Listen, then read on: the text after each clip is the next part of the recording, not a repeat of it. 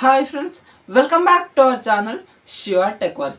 ఇప్పుడు మనం ఏదైనా మొబైల్ స్పెసిఫికేషన్లోకి వెళ్ళి ప్రాసెసర్ దగ్గర చూసుకున్నట్లయితే అక్కడ quad core, hexa core, octa core అని కనిపిస్తూ ఉంటాయి.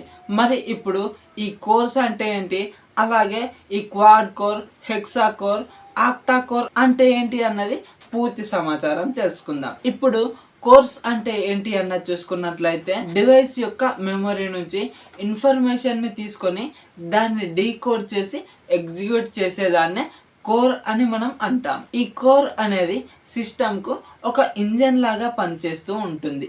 ఇప్పుడు ఈ dual core, quad core, hexa core, octa core గురించి చూసుకుందాం. సింగిల్ కోర్ అంటే ఒక కోర్ అని అర్థం, డ్యూయల్ కోర్ అంటే 2 కోర్స్ అని అర్థం. ఇప్పుడు ఈ క్వాడ్ కోర్ అంటే ఏంటి అన్నది చూసుకున్నట్లయితే ఈ కోర్స్ మనకు 4 ఉంటాయి. అలాగే హెక్సా కోర్ గురించి చూసుకున్నట్లయితే మనకు అటువంటి కోర్స్ 6 ఉంటాయి. ఆక్టా కోర్ అంటే 8 కోర్స్ ఉంటాయి. ఇప్పుడు మనం వీటి గురించి వివరంగా తెలుసుకుందాం.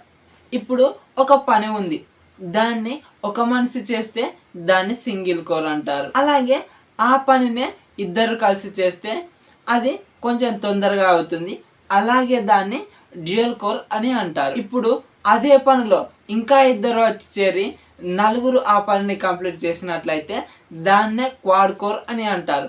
అంటే మనకు పని ఇంకొంచెం ఫాస్ట్గా జరుగుతుంది. అలాగే ఆ 4లోకి ఇంకా ఇద్దరు వచ్చి 6 అయ్యారంటే దాన్ని మనం హెక్సా కోర్ అని అంటాం. అంటే అందులో 6 పనిచేస్తున్నారు కాబట్టి పని ఇంకా తొందరగా ఫినిష్ అవుతుంది. ఇప్పుడు అదే 6 మందిలోకి అదే పని కోసం ఇంకా ఇద్దరు వచ్చి జాయిన్ అయి అదే పని చేస్తున్నారు. అంటే 8 మంది కలిసి ఒకే పని చేస్తున్నారు. ఇక్కడ 6 చేసిన దానికంటే 8 మంది చేస్తే కొద్దిగా తొందరగా అయిపోతుంది కదా, దీన్నే మనం ఆక్టా కోర్ అని అంటాం. అంటే ఇప్పుడు మనకు ఒక్కరు చేసిన దానికంటే ఇద్దరు చేస్తే కొంచెం తొందరగా అవుతుంది. అలాగే ఆ ఇద్దరి కంటే 4 చేస్తే ఇంకొంచెం ఫాస్ట్గా అవుతుంది.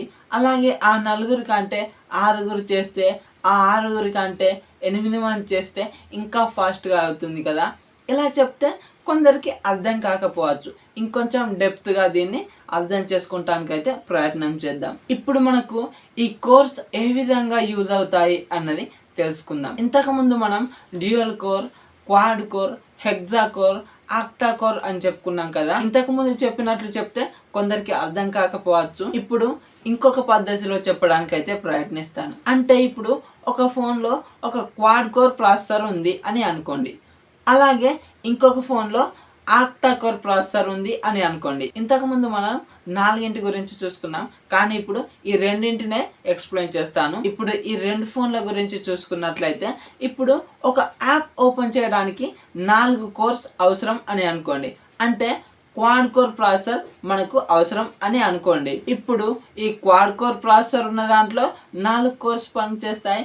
అలాగే ఆక్టా కోర్ ప్రాసెసర్ ఉన్న దాంట్లో కూడా 4 కోర్స్ పనిచేస్తాయి. అందులోనే ఇంకా 4 కోర్స్ ఖాళీగా ఉంటాయి. ఇవి 2 సమానంగానే పనిచేస్తాయి. అంటే అవి వాటి జనరేషన్ వల్ల కూడా కొద్దిగా చేంజ్ ఉంటుంది అనుకోండి, కానీ 4 కోర్స్ 2లోనూ పనిచేస్తాయి. ఇప్పుడు మనం అవే క్వాడ్ కోర్ ప్రాసెసర్ అలాగే ఆక్టా కోర్ ప్రాసెసర్ ఉన్న ఫోన్లోనే ఒక గేమ్ ఆడుతున్నాం అని అనుకోండి. ఆ గేమ్ ఆడటానికి మనకు 8 కోర్స్ అవసరం అవుతాయి అని అనుకోండి. అంటే 8 కోర్స్ కావాలి మనకు. ఇప్పుడు మనకు ఆ 8 కోర్స్ ఉన్న ప్రాసెసర్ ఫోన్లో గేమ్ మనకు మంచిగా రన్ అవుతూ ఉంటుంది. ఎందుకంటే ఆ గేమ్ ఆడటానికి మనకు 8 కోర్స్ కావాలి. ఆ ఫోన్లో కూడా 8 కోర్స్ ఉన్నాయి కాబట్టి స్మూత్గా రన్ అవుతూ ఉంటుంది. ఇప్పుడు ఇంకొక ఫోన్ గురించి చూసుకున్నట్లయితే గేమ్ ఆడటానికి మనకు 8 కోర్స్ కావాలి, కానీ అక్కడ 4 కోర్సే ఉన్నాయి. కాబట్టి ఆ 4 కోర్స్తోనే మనం గేమ్ రన్ చేయాలి. గేమ్ ఆడటానికేమో 8 కోర్స్ కావాలి, మన ఫోన్లోనేమో 4 కోర్సే ఉన్నాయి. కాబట్టి ఆ ఫోన్లో మనకు గేమ్ అనేది ల్యాగ్ అవుతూ ఉంటుంది. ఇక్కడ మీకు డిఫరెన్స్ ఈజీగా అర్థమైంది అనుకుంటాను. ఈ ఉదాహరణతో మీకు కోర్స్ ఎక్కువగా ఉన్న ప్రాసెసర్లో కొంచెం మంచి పర్ఫార్మెన్స్ ఉంటుందని అర్థమై ఉంటుంది అని నేను అనుకుంటున్నాను. ఎందుకంటే మనకు 8 కోర్స్ ఉన్న ప్రాసెసర్లో ఏ పనైనా స్మూత్గా చేసుకోవచ్చు. అంటే ఇప్పుడు ఈ గేమ్ ఆడటానికనే కాదు, ఇంకొక ఉదాహరణతో మీకు చెప్తాను. ఇప్పుడు మన ఫోన్లో ఆక్టా కోర్ ప్రాసెసర్ ఉంది, అంటే 8 కోర్స్ ఉన్నాయి. కాబట్టి ఇప్పుడు ఉదాహరణకు ఒక యాప్ని రన్ చేయడానికి 2 కోర్స్ అవసరం అని అనుకోండి. అలాగే ఇంకొక యాప్ని రన్ చేయడానికి ఇంకొక 2 కోర్స్ అవసరం అని అనుకోండి. అలాగే ఇంకొక యాప్ని రన్ చేయడానికి ఇంకొక 4 కోర్స్ అవసరం అని అనుకోండి.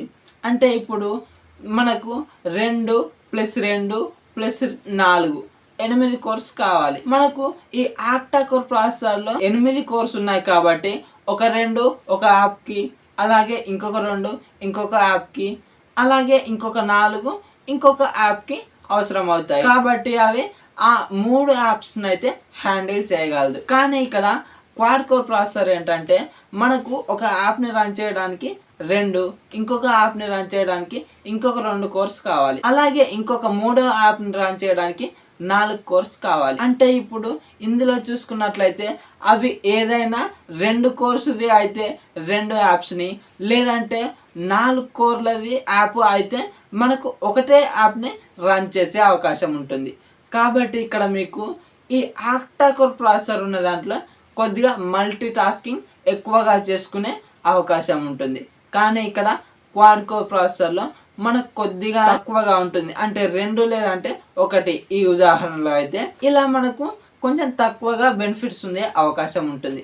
కాబట్టి మనం ఆక్టా కోర్ ఉన్న ప్రాసెసర్ని తీసుకోవడం కొద్దిగా బెటర్. మరి ఇప్పుడు మీకు ఈ కోర్స్ అంటే ఏంటి, అలాగే dual core, quad core, hexa core, అలాగే ఆక్టా కోర్ గురించి పూర్తిగా అర్థమైంది అని నేను అనుకుంటున్నాను. మరి ఈ వీడియో కనుక మీకు నచ్చితే వీడియోకి ఒక లైక్ చేసుకోండి, అలాగే మన ఛానల్ని సబ్స్క్రైబ్ చేసుకోండి. Thank you so much for watching. Bye bye now.